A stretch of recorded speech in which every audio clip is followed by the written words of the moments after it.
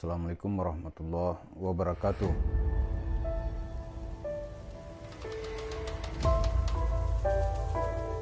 Para pemirsa, ini Mbak Susu Mansur kita minta supaya negara juga terlibat.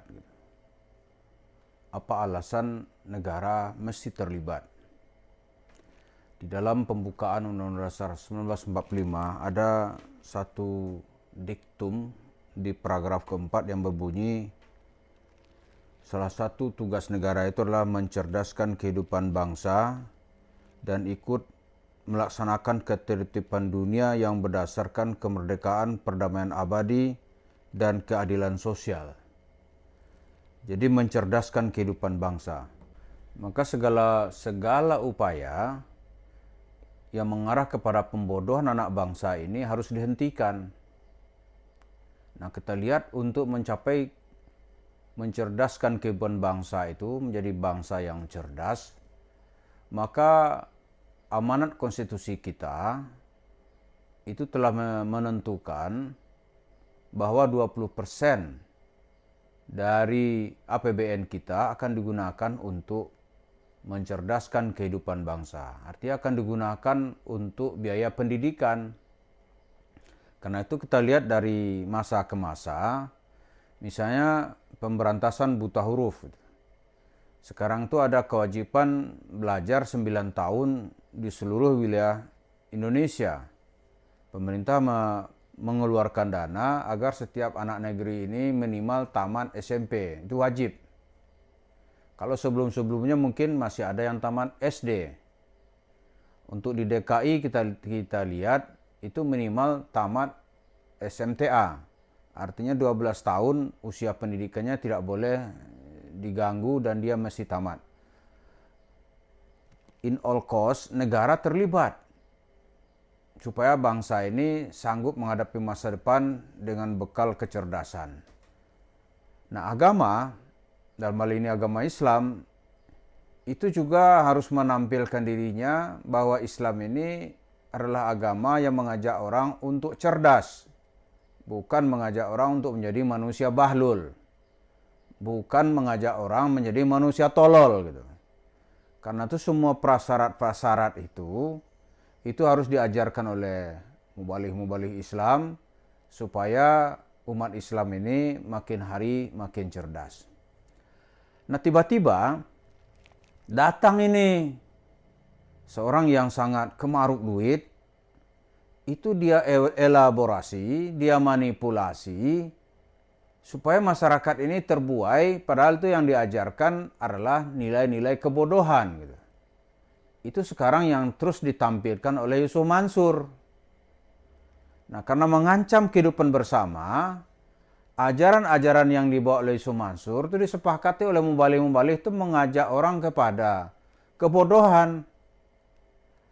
Ajaran-ajaran atau tema-tema ceramah Yusuf Mansur itu mengajak orang kepada bermoral rendah, menjadi penipu, berpikir tidak jelas, dan mengajarkan hal-hal yang tidak masuk akal, asal orang dijanjikan cerita-cerita menjadi kaya. Padahal semenjak zaman Nabi itu diutus, Nabi Muhammad SAW telah diajarkan Islam sebagai agama syariat. Jadi untuk mencapai hakikat orang harus melalui syariat. Misalnya untuk menjadi orang kaya, ya harus ada formula-formula orang menjadi kaya. Di antaranya dia bekerja, menambah ilmu, apakah dia berdagang, berbisnis, itu sarana membuat orang bisa kaya. Dan ditentang oleh Islam, tidak pernah Islam mengajarkan orang berdoa-berdoa kaya gitu. Tapi Yusuf Mansur datang ke masjid-masjid, itu membius orang bagaimana menjadi kaya gitu. Misalnya ya kaya, ya kaya, ya kaya, ya kaya, kaya gitu. Ternyata nggak ada orang kaya dengan cerita itu. Ujung-ujungnya nanti Yusuf Mansur menggelar sajadah, pulang dia mengantongi uang dalam jumlah besar.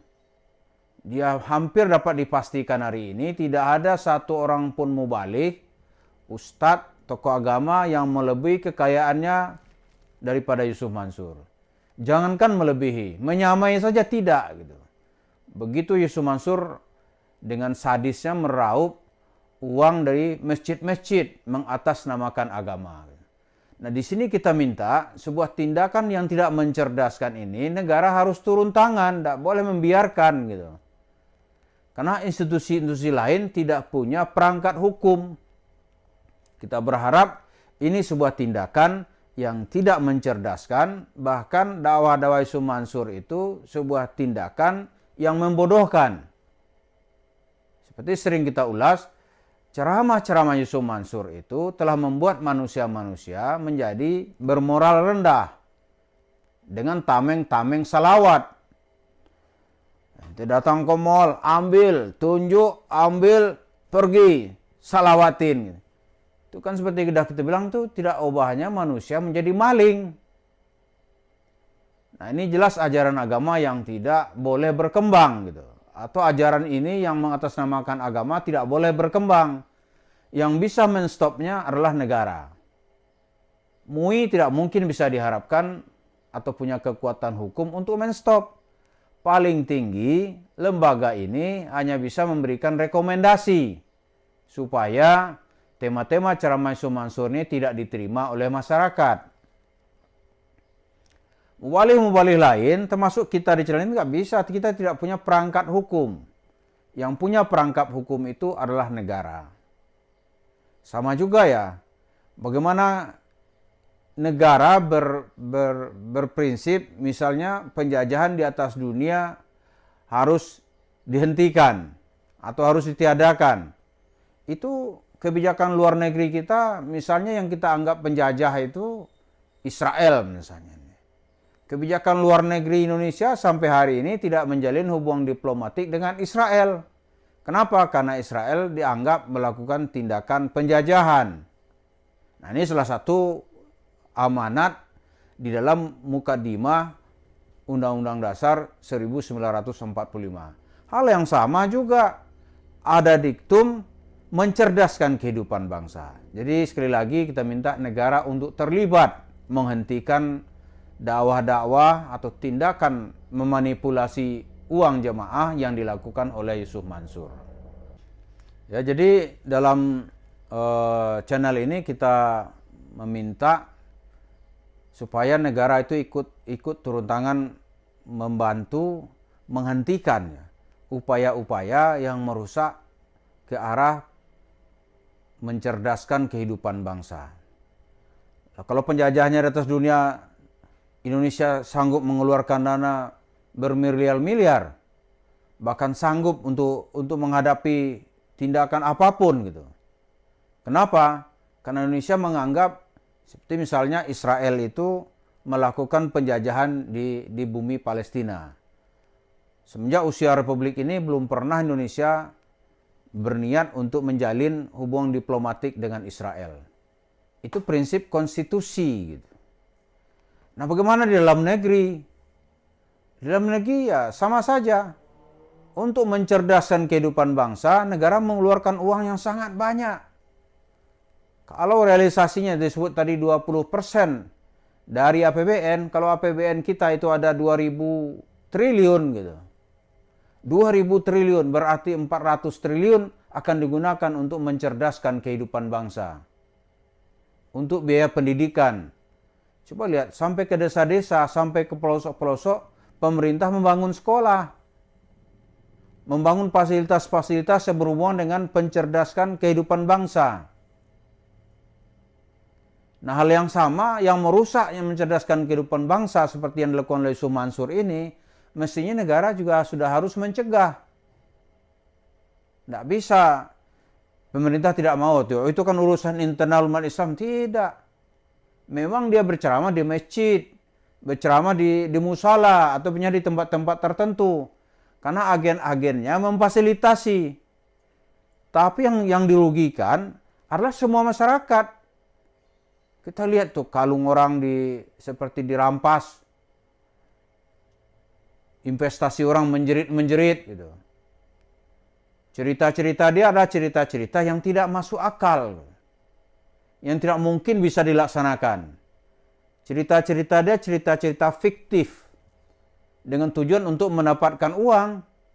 Cerita dia cerita-cerita bohong. Karena Su Mansur itu sudah identik sebagai seorang pembohong. Jadi bagi dia tidak masalah itu bohong di sana, bohong di sini. Yang penting mendapatkan uang. Nah, ini nggak bisa kecuali pemerintah harus turun tangan. Maka orang-orang begini harus diamankan gitu. Nggak mau dinasihati ya aparat negara mestinya sudah harus mengamankan karena celah hukumnya itu ada. Konstitusi kita yang mengatakan seperti itu.